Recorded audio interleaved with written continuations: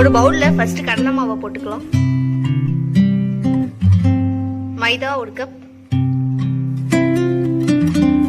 Chilli powder 1 teaspoon,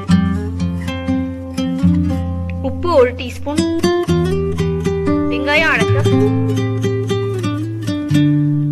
சோம்பு 1 teaspoon. கொஞ்சம் தண்ணி ஊற்றி நல்லா மிக்ஸ் பண்ணிக்கலாம்.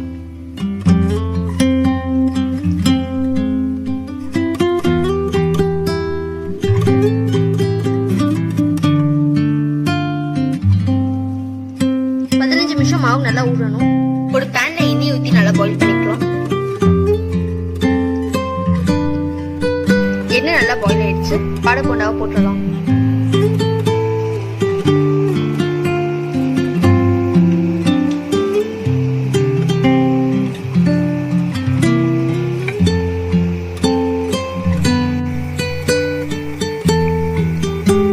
காடை போண்டா நல்லா ப்ரௌன் ஆயிடுச்சு.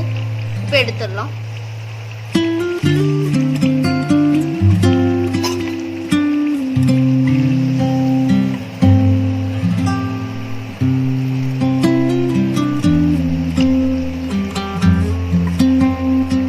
காடை போண்டா செஞ்சாச்சு.